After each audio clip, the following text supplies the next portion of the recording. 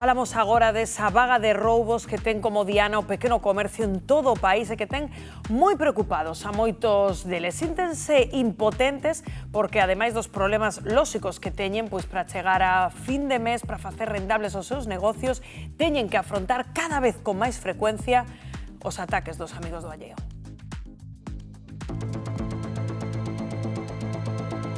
Os amigos do alleo non descansan, e no que vai de ano os roubos prodúcense prácticamente a diario. A preocupación é cada vez maior nas rúas, onde veciños e comerciantes din vivir atemorizados por esta vaga que chega a todos os puntos da comunidade. O ano comezaba cos cacos actuando en comercios de vivendas de Curtis e Guitiriz. Tampouco se librou Santiago de Compostela, con numerosos furtos, como dunha peixería do barrio de Santa Marta que foi vítima dos ladróns ata en 2 ocasións en tan só 72 horas.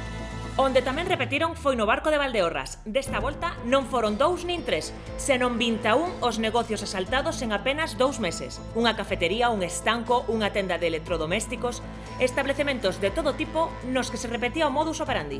Escachar os escaparates cunha tapa de sumidoiro e levar botíns que non superaban os 1000 euros. A tendencia di que o ladrón xa non é tan escollido e o patrón indícanos uns métodos canto menos chapuceiros. Máquinas expendedoras, pequenos supermercados, salóns de peiteado, cantinas ou mesmo campos de fútbol. O lugar do delito xa non importa, nin tampouco botín. De feito, cada vez é máis habitual que o valor dos estragos causados supere a escasa contía do roubado. Un dos últimos latrocinios produciuse na estación de autobuses do Grove, onde un home arrincaba a caixa forte e marchaba con ela. E hai apenas un día atopámonos con 2 asaltos na mesma noite en Boiro, nun restaurante e nunha confeitaría. Nesta ocasión o protagonista non puido acceder ás caixas, polo que optou por levar comida. Polvo, ameixas, zamburiñas, luras e ata unha torta foron parte do botín. Como se pode frear esta vaga de roubos? Por onde pasa a solución a un problema que afoga o pequeno comercio?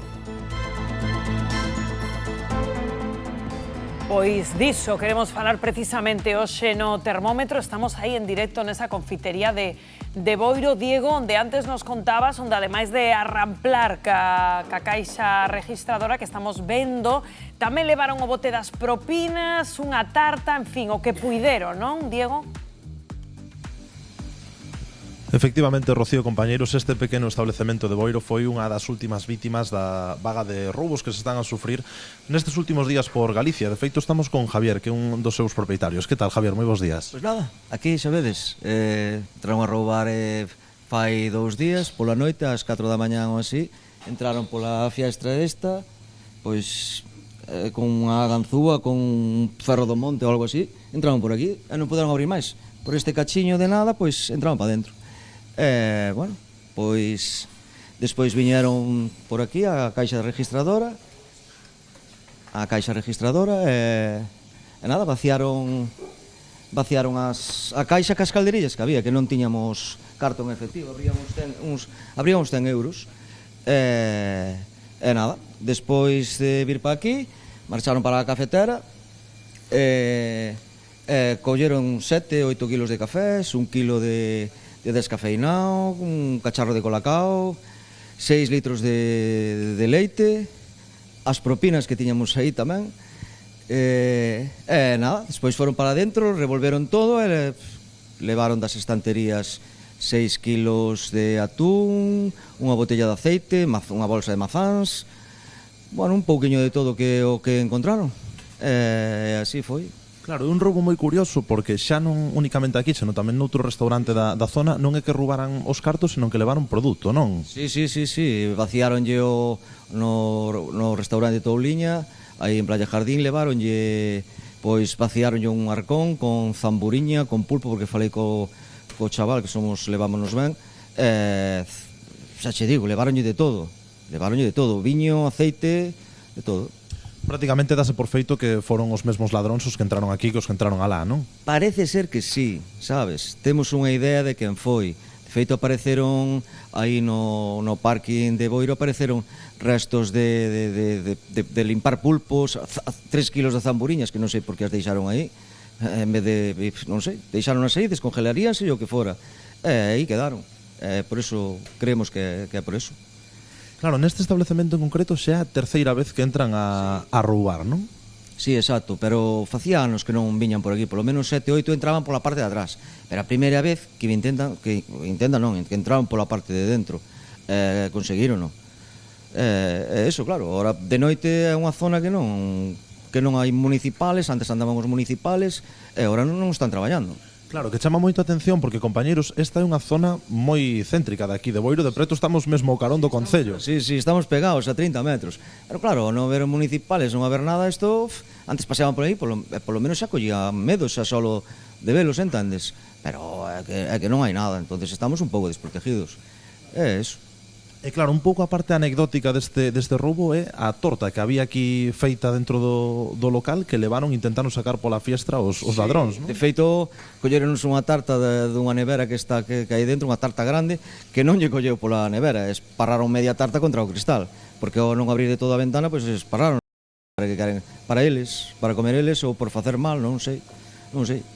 Pois moitísimas grazas, Javier, por atendernos e por estar con nós.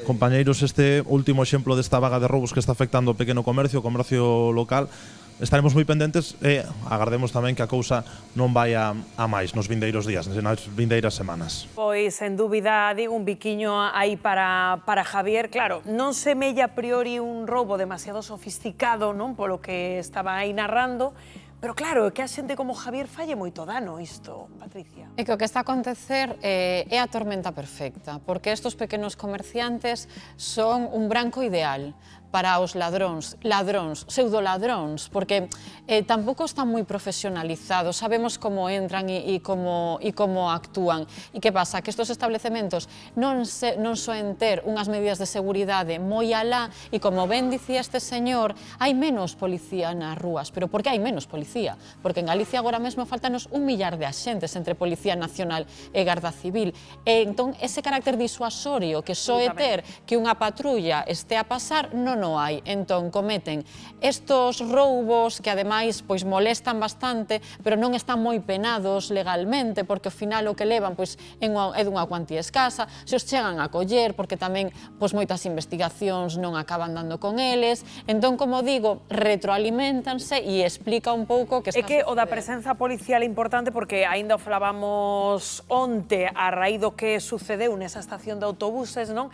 Que claro, ese tempo de resposta, non? Que unha vez que soa, por exemplo, a alarma, se a teñen colocada nun local entre que chegan os axentes, para eles é suficiente para largarse de ali. Claro, eu personalmente penso que hubo un relaxo importante en todo o tema da seguridade, porque as estadísticas eran unhas estadísticas boas, non? E reflexaban de que había bastante seguridade, e ese relaxo pois agora estáse vendo de que non é tal, e que hai un repunte xa non de bandas organizadas que tamén, non, que fan xa cousas moito máis importantes, non, e de outro xeito, pero xa hai un repunte deste tipo de, como decía Patricia, chapuzas, non, que fan moito dano, non? Ninguna compasión, porque moitas veces cando entrevistamos a xente que acaba de sufrir un roubo, teño a sensación de que seguro que é un veciño, un coñecido, é dicir, hai cero empatía polo traballo alleo, non? Totalmente. Además, sempre son pequenos autónomos, pequenos negocios, que se ainda non che fan destrozo, porque esos son 4 cacos, non son ladróns, e a verdade é iso. Nos conocemos todos nos pueblos, sabemos quen actúa así, esa impotencia que tes. Despois, encima, se non che fan destrozos, como saliron a imágenes, que chegas, son 4 roubos, levaron 4 cousas, non che fai un destrozo, que podes traballar, ainda menos mal, pero se encima tes un destrozo que che ocupa toda a semana, a reparación, onde se van esos gastos? Claro, e logo esa sensación, Ana, non, de inseguridade, non, porque ao final, o dicimos tamén moitas veces, os grandes establecementos están máis blindados, pero eles... Efectivamente, non van a grandes cadenas, non, por exemplo, moi coñecidas. Eu teño unha das mellores amigas miñas aquí, Santiago de Compostela, sufriu un destes roubos nas inmediacións do mercado de abastos e comentaba que, sobre todo, que xa non era o que levaban a mercancía ou a caixa, que cando tes unha caixa xa non tes moitos cartos ali guardados, senón todo o destrozo que fan, eso é máis cuantía económica, non? E reclamaban, como xa aconteceu no mercado de abastos, non, por exemplo, máis vigilancia, non só do mercado, senón presencia policial, pois patrullas e demais que estén ali, non cando despois sone unha alarma e pase pois media hora ou unha hora. Claro, é que